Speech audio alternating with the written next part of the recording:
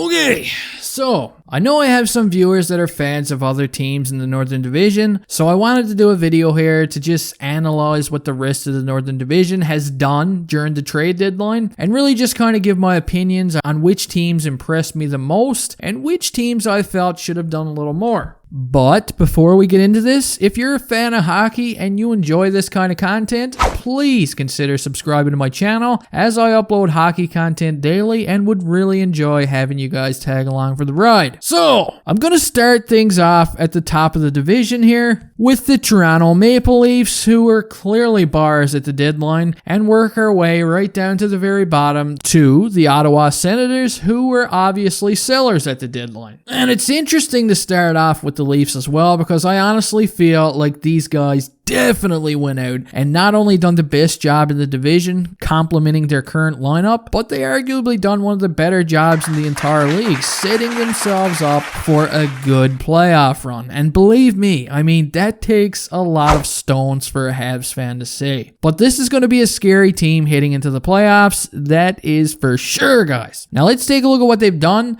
The very first move they make is they go out and acquire a depth forward in Riley Nash from the Blue Jackets in exchange for a conditional 7th round draft pick. I mean, come on. Basically, they get Nash for a bag of lightly sodded plain chips, man. That's cheap as hell. And that's a good pickup for their team for sure. They then make a big splash by acquiring Nick Foligno from the Blue Jackets as well. And this is where a lot of people say that they overpaid, but I mean, you have to put yourselves in their positions right now. Foligno, in my honest opinion, is just what the doctor ordered for the Maple Leafs. The guy is a warrior. He's going to go out there and be a beast. He can play anywhere in that lineup, and wherever you plug him in, he's going to make the line better and way more difficult to play against. The man is a monster. His dad played for the Leafs, and he's going to be more inclined than ever to really make a big footprint within that organization. And as for the first round pick, I mean, this is a terrible draft year, guys. It's good for Columbus, as this is the direction that they're headed, but this is the year for the Leafs.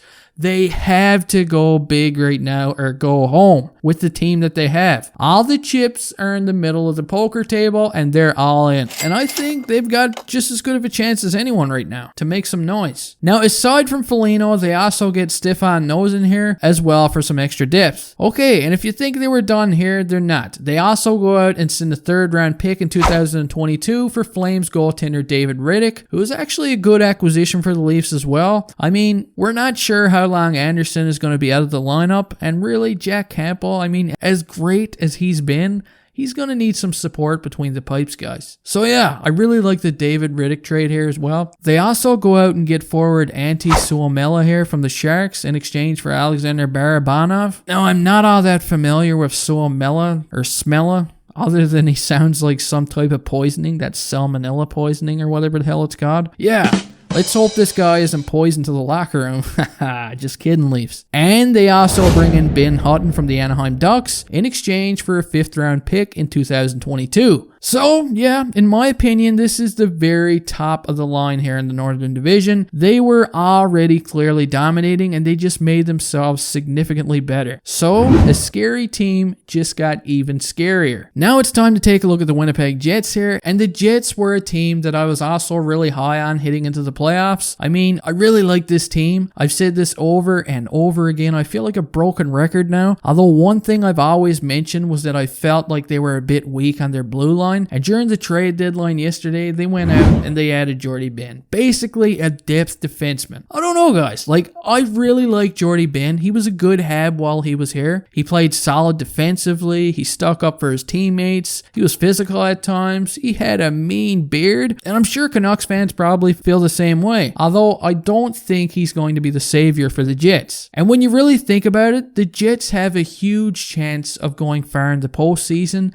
And when you take a look at what the Leafs did, and then you take a look at what the Jets did, I don't know. I'm not sure if I'd be thrilled right now if I was a Jets fan. If there's any Jets fans watching right now, please let me know your feelings about the trade deadline. Are you more than comfortable already with the team as it is, or would you rather they went out and acquired a guy to come help out, whether that be on the blue line or up front? Let me know. Alright, moving on, we've got the Edmonton Oilers, and while obviously they didn't go out and make as many deals as the Leafs either, they did bring in a solid defenseman in Kulikov for a 4th round pick. I like this trade, although again, I would have liked to have seen more from the Oilers as well if possible. I've been talking to a few of my buddies who are Oilers fans, and they're not really all that excited as they were hoping for some help on their wings as well. You know, maybe some more depth up front, but it didn't happen. Not sure how I feel about this one, guys. What do you guys think? Next, of course, is the Habs, but I mean, I've already beaten the shit out of that dead horse on this channel over the past couple of days, so if you want to know how I feel about the Habs trade deadline acquisitions, just snoop around the channel and I'm sure you'll find some videos offering some insight on this. I mean, they didn't really do a whole lot. They just added a couple of depth defensemen, but who knows, right? Who knows? Next, we've got the Calgary Flames, who appeared to become sort of sellers. I think the organization right now has lost some faith on this team for sure.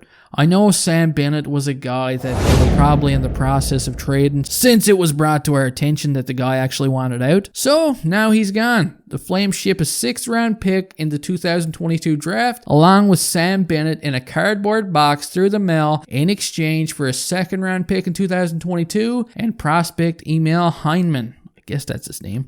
And you know what? That's not all that bad. I mean, if that's the direction the team is headed and they're about to clean house, they get a 2nd and a prospect for Sam Bennett, who hasn't really done a whole lot for the Flames since being drafted. Also on the move for the Flames is David Riddick, who I mentioned earlier was shipped to the Leafs in exchange for a 3rd round pick in the 2022 draft. So yeah, the Flames are loading up on picks in 2022. Not a bad thing, I guess. A random thought that crosses my mind though, I think the Flames could blow the shit out of this team during the offseason. Honestly, if these guys continue playing poorly throughout the year, I expect anything to happen. Now moving on to the Vancouver Canucks, and holy shit, how did the fan base not already raid Jim Benning's home and force this guy to resign as GM? Like, this is insane. The guy has made so many strange decisions throughout his tenure. Everything is just a mystery at this point. You never know what to expect. It's like Forrest Gump said, the guy is like a box of chocolates. You never know what you're going to get with Jim Benning. Anyway, Benning trades Adam Gaudette to the Chicago Blackhawks in exchange for Matthew Highmore. Yeah, I don't even know what to say about this. Like, I think the majority of Canuck fans are upset, but the guys that are okay with it, I don't really understand. Is there something about Highmore that I'm not quite seeing here? Please, somebody fill me in on the details, spill the beans. And they weren't done just yet. They also trade defenseman Jordy Ben to the Jets, like we mentioned earlier, in exchange for a 6th round draft pick. So I guess we'll have to wait and see what happens with this draft pick and see what it becomes. Maybe Benning goes out and drafts the next Wayne Gretzky with it. Yep. The Canucks also ship out a 4th round pick off to the Chicago Blackhawks in exchange for a 5th round pick and Madison Bowie. This guy is actually David Bowie's son, for those of you who are unaware. Just kidding, I just lied. No, he isn't.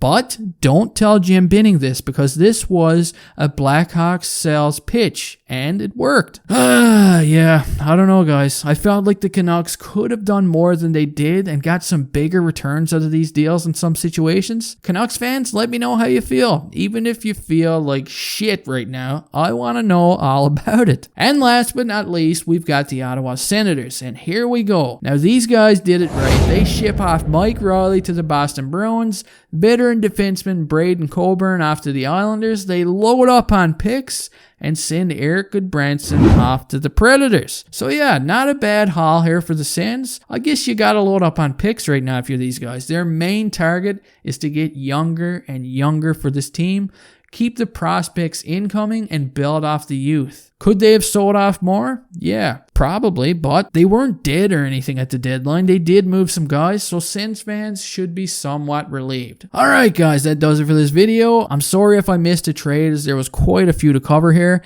As always, let me know your thoughts in the comment section, and have yourselves a good day.